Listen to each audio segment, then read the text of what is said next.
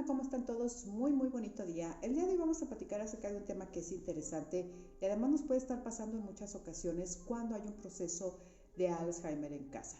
Esto es algo que tiene que ver con esa intención primaria, con ese objetivo primario que es el de mantener la autonomía del paciente el mayor tiempo posible.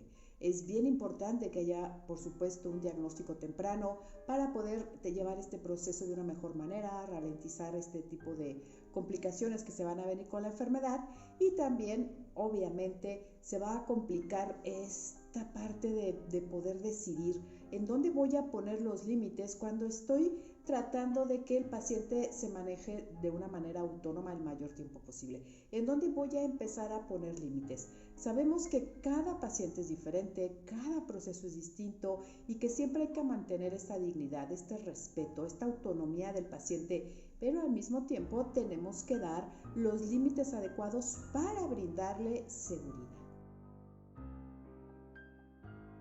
Y bueno, estamos hablando por supuesto de las etapas tempranas y las medias en las que todavía la persona puede mantener algunas capacidades cognitivas parcialmente o totalmente dependiendo de cada caso.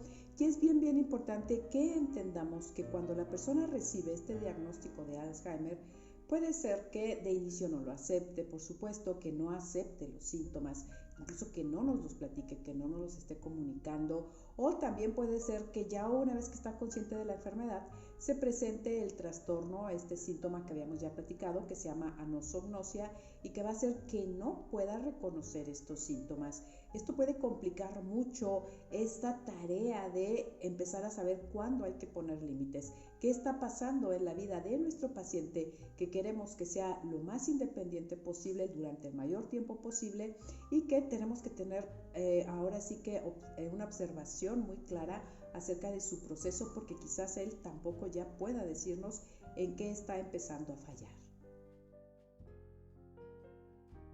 Y bueno, entonces poner estos límites puede ser que se complique, que no sea tan sencillo como pudimos pensar al inicio de todo este proceso cuando hablamos con el médico y nos fue diciendo que iban a haber etapas y que bueno, se iban a ir teniendo que tomar ciertas precauciones, etcétera. ¿Qué puede pasar?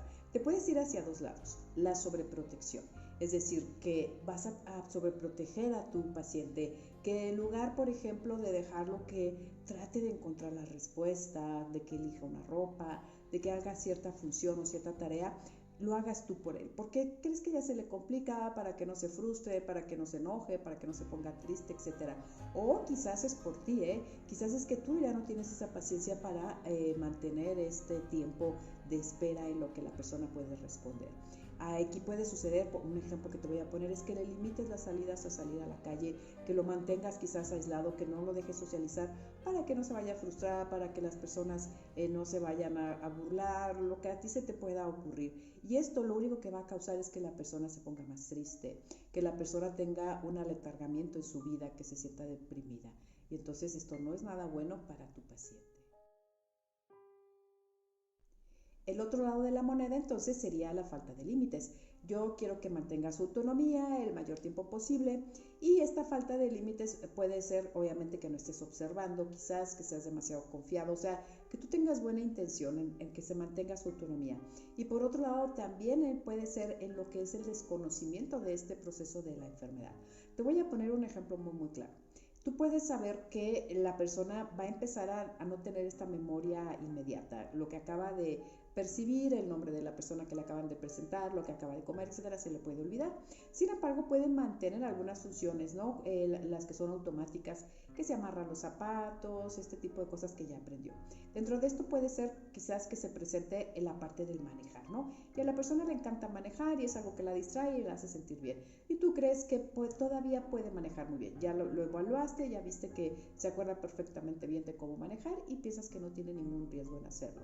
Sin embargo, como no estamos viendo el proceso globalmente, se nos olvida que la persona puede ser que ya no tenga capacidad de poder entender las señales de tránsito o quizás de calcular las distancias.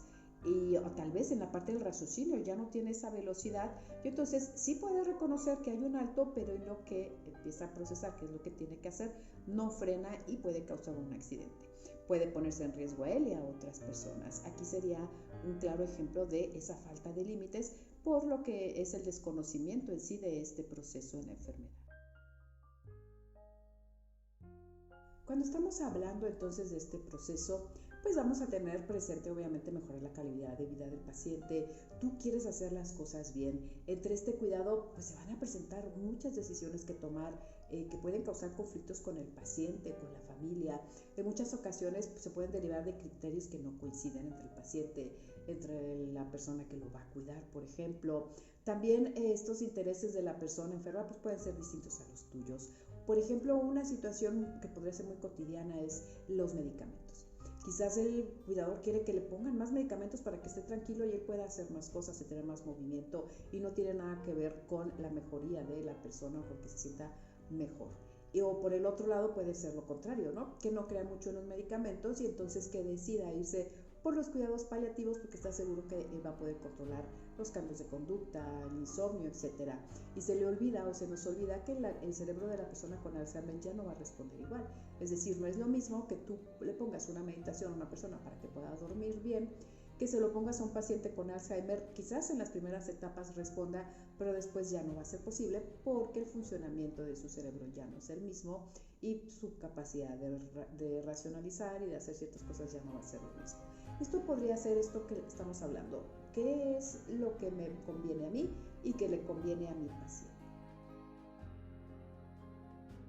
Y bueno, obviamente el carácter progresivo de esta enfermedad te está pidiendo que realmente tengas una planeación a futuro, es decir, ahorita que el paciente todavía tiene la capacidad, vamos a tomar decisiones sobre sus cuidados, sobre lo que él quiera para poder enfrentar ese futuro y evitar en un futuro a muchos traumas, muchos conflictos que pueden surgir con el paciente o con la familia, por ejemplo, ¿no? Este conocimiento de tu familiar puede ayudar mucho sobre esto, es decir, qué preferencias tienes y obviamente también acercarte a los consejos de los profesionales de la salud. Nosotros el día de hoy te vamos a platicar de unos principios, de unos valores éticos que son 4 en los que tú te puedes apoyar en el momento de tomar decisiones para poder hacerlo de una forma responsable. Recuerda que necesitas tener la información que ha sido proporcionada por estos profesionales, la parte de tu paciente, lo que te puede aportar este conocimiento y tratar de valorar todos los beneficios, todos los riesgos que puede implicar una decisión, para que sepas qué hacer, ¿no? Para que todo esto que se nos ha proporcionado, todas estas herramientas, realmente sean útiles y funcionen para una mejor calidad de vida de nuestro paciente y que también el cuidador pueda tener bienestar.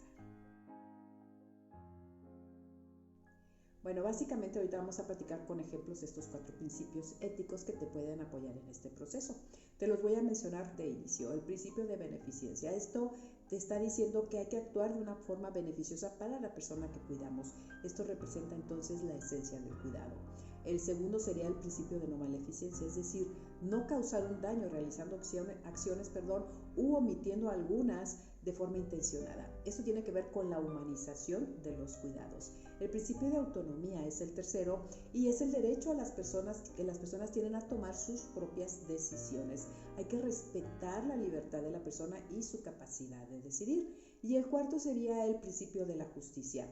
Y esto hace referencia a esta obligación de prestar un trato igualitario a la persona, evitando la discriminación del enfermo. Hay que recordar que en estas primeras fases de la enfermedad, la persona puede conservar todavía la capacidad de tomar decisiones por sí misma, es decir, este principio de autonomía debe primar en las decisiones que se van a ir tomando y bueno, ir fomentando esta participación en los asuntos que le atañen para su cuidado y no caer en esa sobreprotección que habíamos dicho o en esa falta de límites. De ahí la observación se va a ir siendo necesaria y también puedes ir aplicando estos 4 principios de la manera que ahorita te vamos a platicar con un ejemplo. Ahora vamos a ver con un ejemplo estos 4 principios éticos. El ejemplo va a ser ir a paseo al parque. El paciente quiere ir al parque. Bueno, en el primer punto, que es el principio de beneficencia, estamos hablando de que permitir esto le va a ayudar a que siga conectado con su entorno, a que sea una muy buena terapia para que preserve sus capacidades y platique con otras personas. En el segundo punto, que es el principio de no maleficencia, bueno, ahí pues le vas a proporcionar herramientas, por ejemplo, identificación, para que pueda ir de paseo, para que no se vaya a perder, para que no encuentre el camino a casa. Si alguien lo ve, pueda ver su identificación, sus datos, te pueda llamar o lo pueda regresar. Entonces estás aportando confianza y seguridad a tu paciente, es decir, estás humanizando este cuidado. En el tercer principio, que es el de autonomía, pues bueno, estás respetando su principio de la autonomía, su derecho a decidir por sí mismo mientras pueda tener funciones cognitivas que lo permitan este tipo de detalles, ir a pasear al parque, por ejemplo, ¿no? Aquí estás respetando su dignidad como persona. Y el cuarto sería el principio de la justicia, es decir, vas a evitar discriminarlo por su enfermedad, respetando sus derechos, dándole su valor como persona y dándole las herramientas para apoyarlo en llevar a cabo esta actividad con la seguridad adecuada, es decir, sin ningún riesgo. Y bueno, también podemos tomar como cuidadores dos elementos en cuenta, es decir, como resumen de todo esto que hemos estado viendo.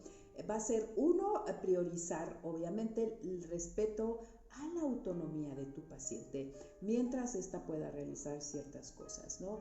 Es decir, mientras avanza su enfermedad, tú vas a estar priorizando esta autonomía. Cuando ya empiece a no poder tomar ciertas decisiones, entonces vas a respetar sus gustos y sus preferencias. Por ejemplo, quizás vas a respetar que él elija la ropa que quiere de su closet. Cuando él ya no pueda, porque son demasiadas opciones, vas a respetar sus gustos. Quizás le vas a dar dos opciones, pero sabes que le gusta el color verde. Entonces, este o este, de acuerdo a tus gustos.